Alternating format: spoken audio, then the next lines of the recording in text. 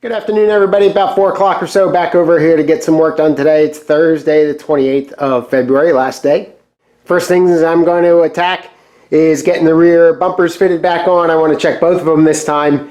And I had some fitment problems where the bumper was touching the trim piece here. Talking to people on my favorite forum, shouldn't be doing that, obviously, which makes sense. So I got to see if I can adjust that in some way. I didn't pay too much attention to that, but I want to come through that now, so that if I have to adjust anything, I can adjust it before I get into paint. And then I'm going to work on that rear Sill Plate again a little bit and see if I can get that any better. And I think that's really about it. Unfortunately, it seems as though the furnace is not working. So it's only about 57 degrees in here, so I cannot paint. I'm rather upset with that, but we'll see if we can come through that. And otherwise, unfortunately, I think it might be a little bit of a wasted trip, because paint was what I was going to do next on these rear portions so I could get them into filler and all that good stuff. So we'll see what happens. So I have the bumper setups here. This is the driver's side. That's the one I was messing with. This is the passenger side. You can see this one actually still has the little rubber spacer thing on it. Just a shock absorber, I guess. And it's all hard and brittle. Can't quite break it, but it's pretty close. Anyway, I got new stuff for those. Several bolts and pieces that go involved in this. Essentially, this bolts up to the side of the car like this. So the side of the wing will be here and the back of the car is here. And then the overrider goes on it like that. And the overrider, you've got 2 screws. On the top, you have a spacer that goes up at the top, and then a very long bolt. And at the bottom, you have just a bolt that goes in into there. Same thing on the other side, and then you have those brackets I was talking about.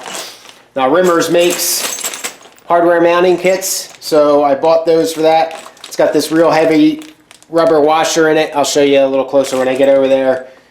They go between the bumper and the wing, and that's it. The thing just bolts up. Obviously, no 5-mile-an-hour bumpers or anything like that in 1966. So they also have heavy rubber, 1-inch rubber grommets. I'll show you them again. I'm not going to put them in, but I'll show you where they go. That's the way that these bumpers mount up. So we'll get it over there, get some brackets in, and I'll show you, and we'll see if we can get some adjustments in there. Just noticed this. So I showed you this the last video. This is the side bracket that goes in the boot up on the wing side of it, kind of standing up. And it's got the little clip there for the jack. These are the ones that go from the bottom and bolt through the bottom of the boot floor. So this is one here, and I didn't notice this until I put them together here. You can see that obviously the one on the left there is bent, and it overlaps a little bit. So that's I have spares from the black car. Now it's not bent that much, but it's bent enough. I'm not going to be able to get it bent back, I think, especially since it would have to bend like this. So I'll use just this one, the one that's straight, to make sure that it looks like it's good. And then hopefully the black car one are straight, but you can probably see that, I think, even with your without putting it up against anything. You can see that it definitely cocks over to the right there, or to the left. So hopefully that, like I said, hopefully the black car one. I think that's actually in my attic. I'll be able to clean that one up and use that one instead. But we'll get one on and see how it goes. All right, so like I mentioned, this bottom bracket here goes from the bottom. You've got a hole here and here that goes down into it. I'm going to use the new hardware here, and essentially that just mounts in. There's a little reinforcement plate that's in the bottom of the boot that I had to replace on the right-hand side, if I remember. So we'll just get this started. Give me some adjustment here. Not really a whole lot of adjustment there.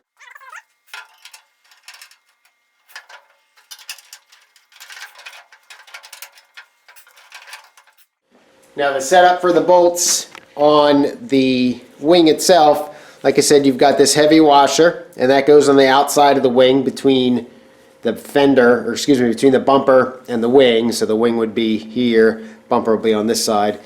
And then this guy is the little bolt that goes through into the boot through that hole.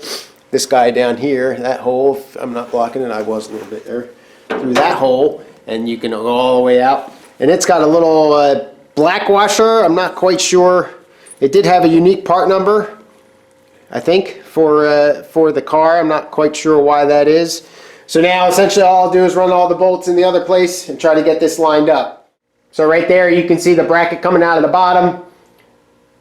That top hole here, this is where the very, very long bolt and the spacer is going to come out for the overrider. The overrider is going to bolt into the bottom bracket through the bumper, and then the bumper is going to go in the side of the wing here.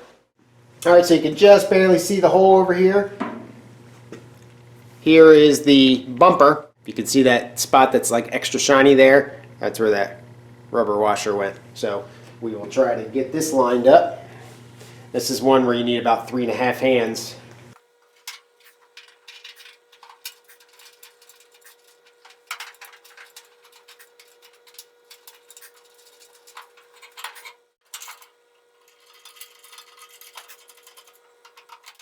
So we got the bottom bolt started. And now you got that spacer tube. Let me see what I can see here. Got the spacer tube, kind of fits in here. I'm going to put this washer in between the spacer tube because the spacer tube is perfectly sized where it will go through. I'll show you actually. You see that hole right there, that the small hole where the bolt's going to go through, that spacer tube will just fit in there. And I'm not too sure that that's the right way because what it's doing is I lose, what, a solid 1/4 inch the thickness of that bar. So I'm going to put the washer in between the spacer tube and that bracket. I got 2 flat washers there, lock washer, flat washer for the bolt head, then another flat washer. So I would assume that the flat washer goes on either side. That's what I think is the right way anyway. And hopefully that will fix my gap.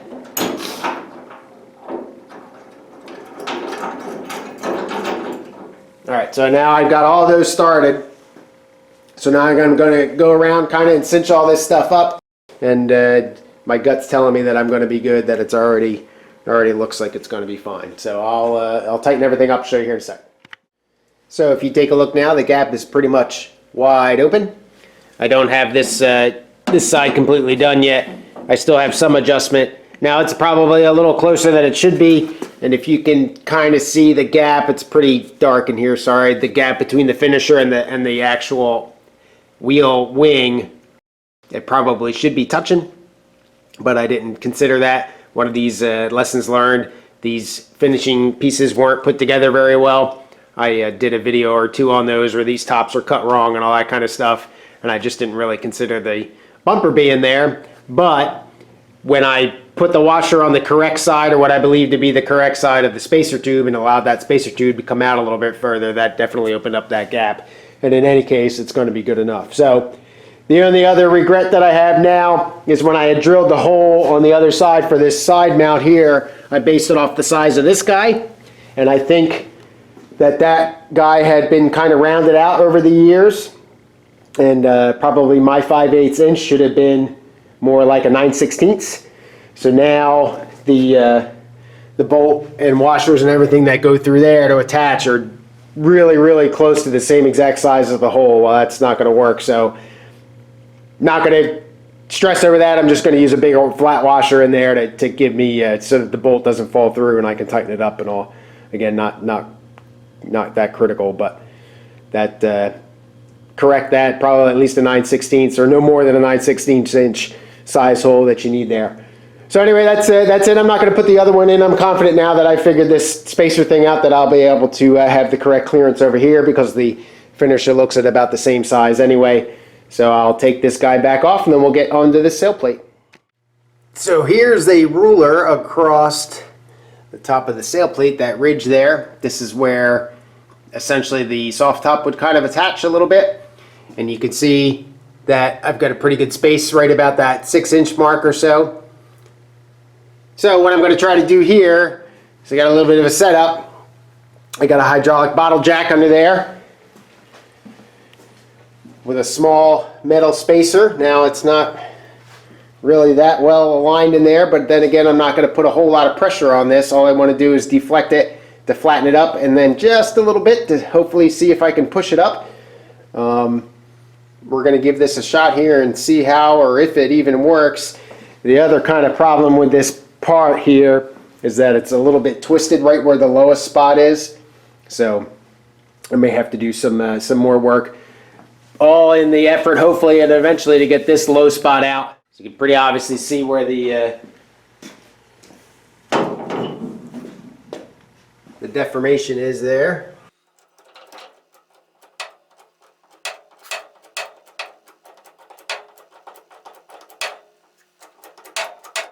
Take a hammer to it a little bit here.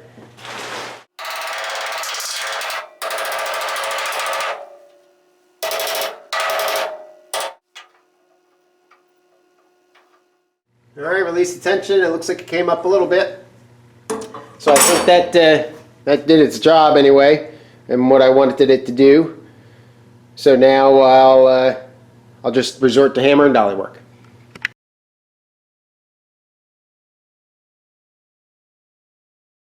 I'm going to go off the rails a little bit here. I don't know how long it's going to take to come through this heat. I played with that rear sail plate a little bit. I've done, I think I got most of that dent out. I think I banged it out pretty good. I'm pretty happy with the way that sail plate is sitting. But I got some bare metal there, so I can't do any more filler work on it. And in a couple spots that I could maybe do filler work, I'm afraid it's too cold in here. So what I'm going to do is I'm going to take my paint booth down. I'm going to go back there. I'm going to get the chassis. And I'm going to get that puppy out here, and I'm going to land everything on the chassis, and I'm going to put the car together. Doors, bonnet, boot, everything, and get everything aligned, get everything sized up, go through getting everything, make sure I have all the pieces, parts, and all that kind of stuff. Point being is I'm going to paint the car in pieces, but it was recommended to me on the SPI form that that's fine, that's the better way to do it. However, one recommendation is to put the car together and get everything aligned and know where all your gaps are and all that kind of stuff to make sure that everything is good, so that when this car is all nice and pretty and red and clear coat, base coat, and all that stuff, I'm not banging and cursing and chipping paint and all over the place and everything else to try to get this thing put together right. This is going to probably take a couple visits, and I'm going to lose some paint time work here, but I think I'm going to be doing it anyway. I can't come up with a good reason to waste the rest of this evening. In any case, the car will be a little lower, but I can still, as long as I mask everything off and cover everything, I'd still be able to get the back here painted in epoxy primer and do some more filler work even with it on the chassis. So anyway, again, long story short, that's what I'm going to start doing. So this is going to take me some time. This is going to be an interesting task, and we'll see what happens here.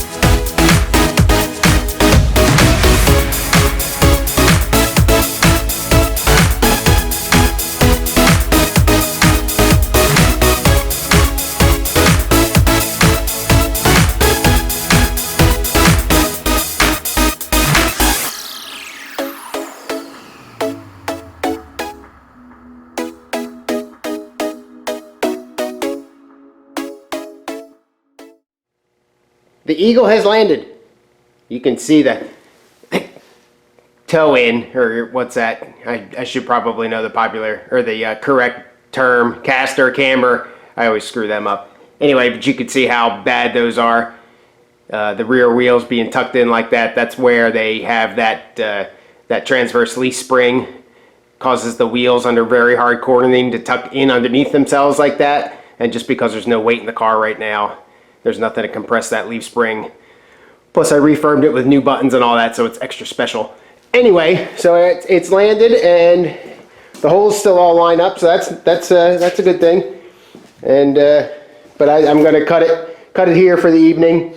Just I'm kind of done playing.